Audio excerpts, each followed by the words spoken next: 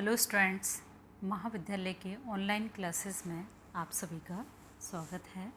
मैं Mithilesh Gupta, associate professor political science, government college.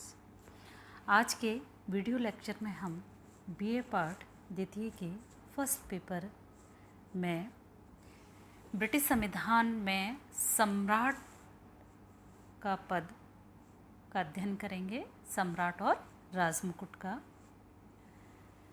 Britain में या हम कहें ब्रिटिश राजनीति में राजा का जो पद है, सम्राट का जो पद है, अत्यधिक प्राचीन है।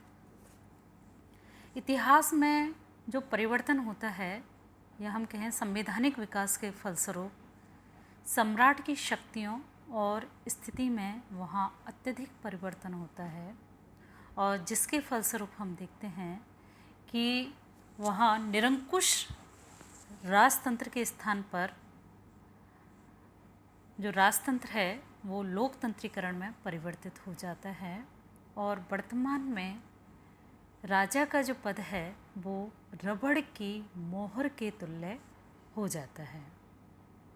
ब्रिटेन में संसदीय शासन व्यवस्था को अपनाया गया है, और जिसमें कार्यपालिका के दो प्रधान होते हैं। एक औपचारिक प्रधान होता है और दूसरा वास्तविक प्रधान होता है। सम्राट कार्यपालिका का औपचारिक प्रधान होता है, जिसके पास शासन की समस्त शक्तियां होती हैं, लेकिन वो औपचारिक होती हैं, नाम मात्र की होती हैं। राज्य का अध्यक्ष क्या है, नाम मात्र का होता है, जिसके पास कोई भी वास्तविक शक्ति नहीं होती है। वास्तविक शक्तियों का प्रयोग ब्रिटेन में प्रधानमंत्री और कैबिनेट के द्वारा किया जाता है। अब यहाँ हम इस लेक्चर में अध्ययन कर रहे हैं सम्राट और राजमुकुट में क्या अंतर है। सम्राट वह व्यक्ति होता है जो एक विशेष समय पर अपना पद ग्रहण करता है, और राजमुकुट राज्य शक्ति का प्रतीक है, जिसे राजा या सम्राट अपने सिर पर धारण करता है। प्राचीन काल में राजा और राजमुकुट में कोई अंतर नहीं होता था, क्योंकि उस समय क्या शासन व्यवस्था क्या थी, राजतंत्र होती थी।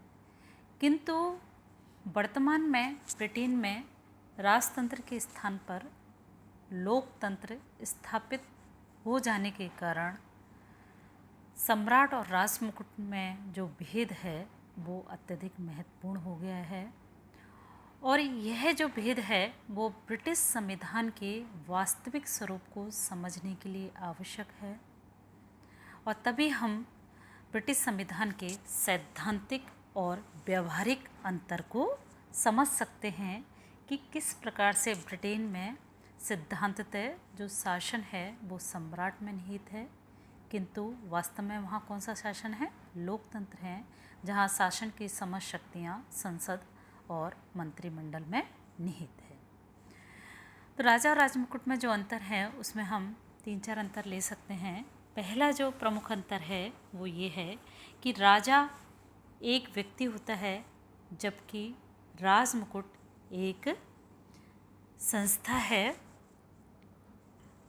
जिस शासन जो राजमुकुट है शासन सत्ता का प्रतीक होती है, जिसमें विधायी, प्रशासनिक, न्यायिक तीनों ही प्रकार की शक्तियाँ उसे प्राप्त होती हैं।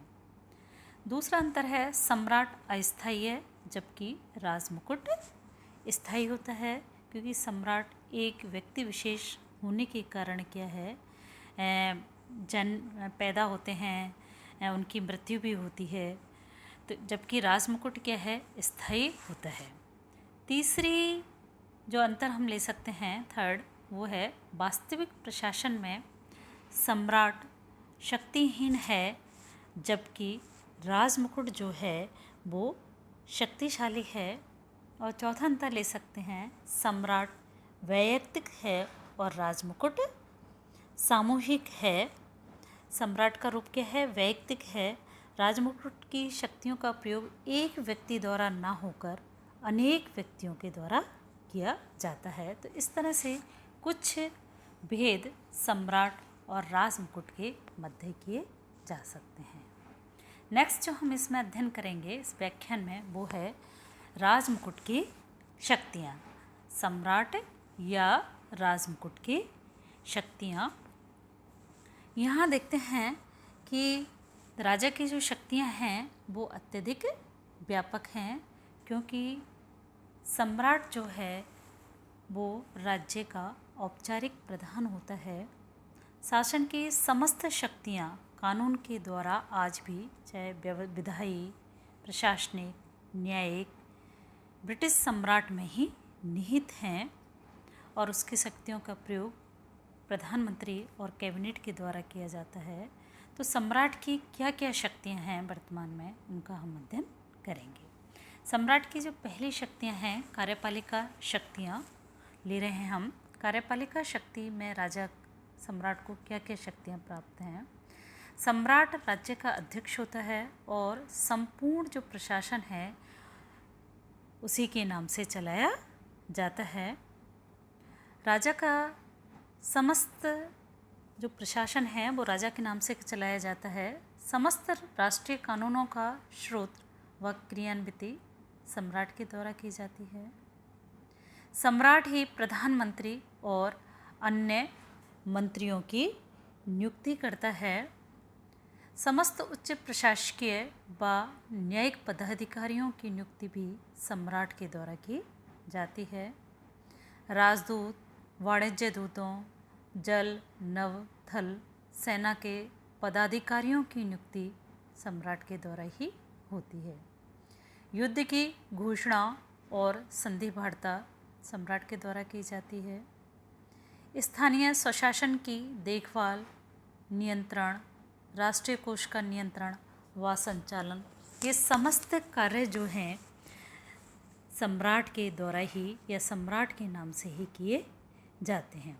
तो इस प्रकार से हम देखते हैं कि कार्यपालिका के क्षेत्र में या हम कहें प्रशासन के क्षेत्र में राजा या राजमुकुट की को जो है अत्यधिक व्यापक शक्तियाँ प्राप्त होती हैं।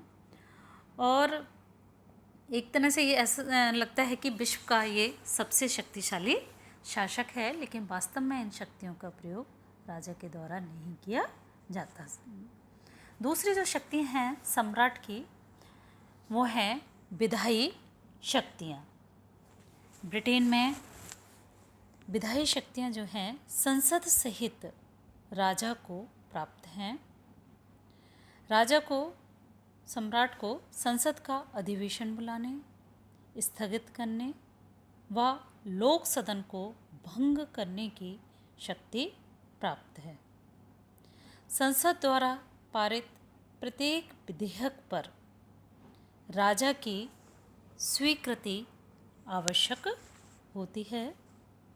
सम्राट संसद के समक्ष उद्घाटन भाषण देता है। अधिराज्यों के संबंध में घोषणा व अध्यादेश जारी करने का अधिकार भी सम्राट को होता है। प्रदत्त व्यवस्थापन के अंतर्गत नियम और उपनियम बनाने का अधिकार होता है। कोई भी विधेयक तब तक कानून नहीं बन सकता है जब तक कि सम्राट उस पर हस्ताक्षर ना कर दे। तो इस तरह से विधायी क्षेत्र में भी अत्यधिक शक्तियाँ प्राप्त हैं। विधायी क्षेत्र में हम देखते हैं लॉर्ड सभा के गठन के संबंध में भी जो नियुक्ति की जाती है सांसदों की, वो भी राजा के द्वारा की जाती है। अगली शक्ति है न्याय संबंधी शक्तियाँ। ब्रिटेन में सम्राट को न्याय का स्रोत कहा जाता है और न्यायिक क्षेत्र में भी उसे कुछ शक्तियाँ प्राप्त हैं। सभी जो न्यायालय हैं ब्रिटेन में सम्राट के न्यायालय कहे जाते हैं।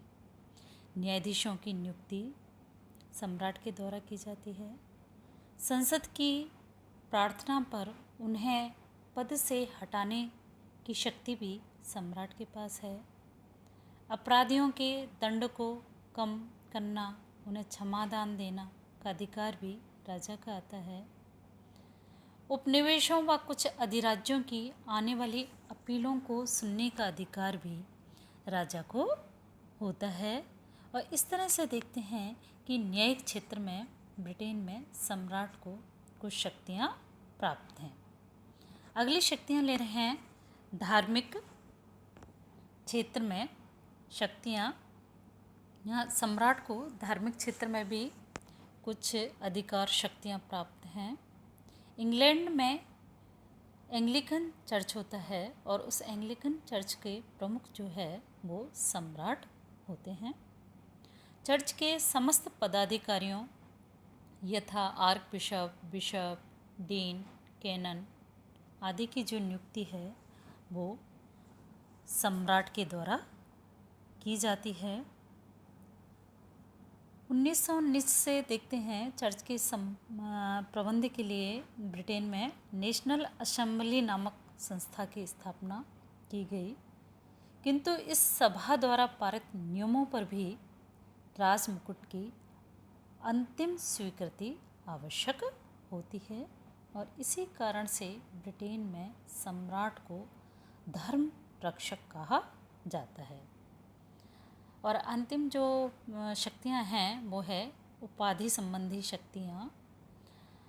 ब्रिटेन में क्या है, सम्राट को सम्मान का स्रोत माना जाता है और सम्राट जो है सार्वजनिक सम्मान और उपाधियां प्रदान करता है। इस प्रकार की उपाधियों में ड्यूक, बैरन, अर्ल, नाइट, लॉर्ड आदि की उपाधियां प्रमुख हैं। तो इस तरह से ब्रिटेन में सम्राट का पद अत्यधिक महत्वपूर्ण है। शासन की समस्त शक्तियां वर्तमान में भी राजा या सम्राट में निहित हैं, क्योंकि वहाँ पर राजतंत्र के स्थान पर या राजतंत्र का लोकतंत्रीकरण हो गया है और संसदीय शासन व्यवस्था को अपनाया गया है। इसलिए वास्तव में राजा की शक्तियाँ जो है, राजा की जो शक्तियाँ प्रदान की गई हैं, उन शक्तियों का जो प्रयोग है ब्रिटेन में प्रधानमंत्री और कैबिनेट के द्वारा किया जाता है। धन्यवाद।